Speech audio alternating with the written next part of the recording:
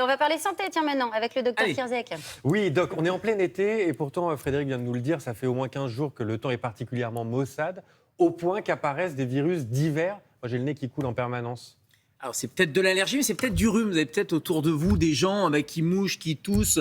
Et c'est vrai qu'on se croit un peu en période automnale avec ces espèces de petits virus. Et si vous allez voir votre médecin, il va vous dire, bah oui, vous avez un syndrome grippal. Alors, c'est pas la grippe, mais c'est un virus avec tous les symptômes de la rhinopharyngite. On disait la toux, le nez qui coule, mal à la gorge.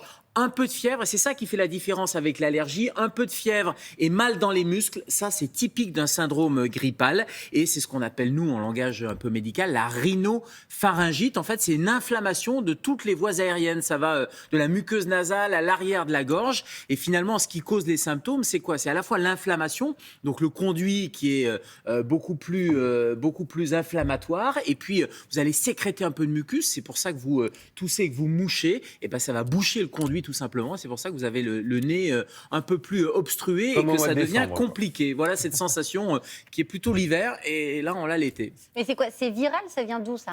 Alors oui, c'est viral. Quand on parle de syndrome grippaux ou de symptômes grippaux, ça ressemble à la grippe. Ce sont des virus. Alors les virus, il y en a plein. Hein. On a des dizaines et des dizaines de virus. Et en fait, d'habitude, c'est plutôt l'automne ou c'est plutôt l'hiver parce qu'on vit à l'intérieur, donc on aère moins, donc on se contamine les uns les autres. Et puis la deuxième chose, c'est que l'hiver, il y a moins de rayonnement UV et les UV, on sait que ça désinfecte. Ça va stériliser un peu. Or là, cet été, on l'a bien vu avec la météo, il y a moins de soleil, moins d'UV, donc plus de virus. Ces virus, on vit à l'intérieur, on se les refile les uns les autres et donc on a toutes les conditions pour avoir des Il y transmissions. a la clim aussi. Et il y a la clim qui peut irriter un peu les voies aériennes, un peu les muqueuses. Hein. Ça peut assécher, donc ça favorise la pénétration de ces virus. Et vous avez remarqué, on ne parle pas du SARS-CoV-2, le Covid, on n'en parle pas du tout. On fait plus de tests d'ailleurs. Il est probable que si on faisait des tests comme on l'a fait, allez, j'allais dire à l'époque, il y a 2-3 ans, on retrouverait des virus apparentés au SARS-CoV-2.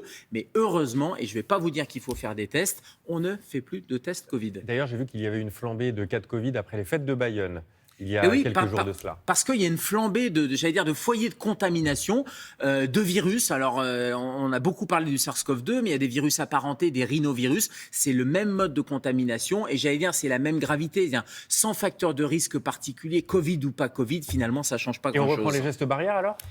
Ah bah ça, c'est toute la question. Alors oui, on reprend les gestes barrières, mais pas tous. Là aussi, je vais pas vous dire qu'il faut repartir dans les masques, etc. En revanche, les gestes barrières de bon sens qu'on a toujours répétés, c'est-à-dire aérer. Je vous le disais, quand on est à l'intérieur, on se contamine les uns les autres. On aère 10 minutes le matin, 10 minutes l'après-midi, dès qu'on peut dans la journée. Ça permet de faire circuler, de renouveler l'air. L'autre geste barrière qui est un geste de bon sens, c'est se laver les mains.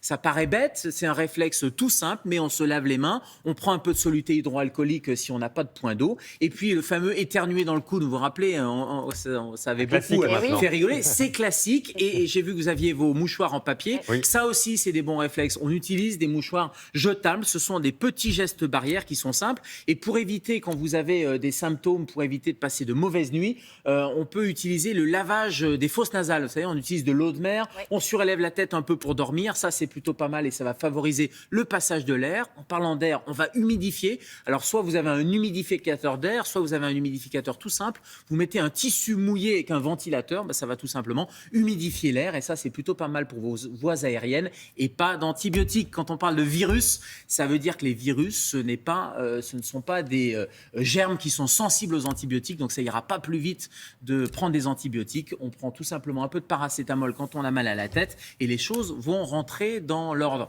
Attention, quand je disais les masques, on ne porte pas de masque. C'est-à-dire qu'il n'y a pas de raison d'avoir des masques particuliers, ni pour se protéger, ni pour protéger les autres. Protéger les autres. Ah non, même pas. La seule chose, c'est quand vous avez des symptômes, portez un masque quand vous êtes dans un environnement où il y a plein de monde. Mais enfin, globalement, l'été, on va plutôt avoir tendance, avec les beaux jours qui reviennent, on l'espère et on croise les doigts, à sortir. Donc, à l'extérieur, moi, quand je vois des gens avec des masques, ça n'a pas de sens particulier. Le seul petit bémol, c'est le masque FFP2. Vous savez, ce masque qui est vraiment le gros masque, un peu canard de protection. Ça, c'est si vraiment vous êtes immunodéprimé, c'est quasiment, j'allais dire, sur prescription médicale. Si votre médecin vous conseille de porter ce masque, c'est le seul qui pourrait éventuellement vous protéger d'un certain nombre de virus. Mais les masques chirurgicaux n'ont pas de sens, et encore moins dehors. Vaut mieux au contraire s'oxygéner, profiter de l'air, profiter des UV, et ça c'est plutôt le meilleur boost du système immunitaire. Ah bien, bon, vous irez mettre tous vos petits mouchoirs sels à la poubelle. Oui, Samuel, mouchoirs, on va oui, laisser masques, cette non. reine. Merci docteur pour la consultation. Merci à vous. Tiens,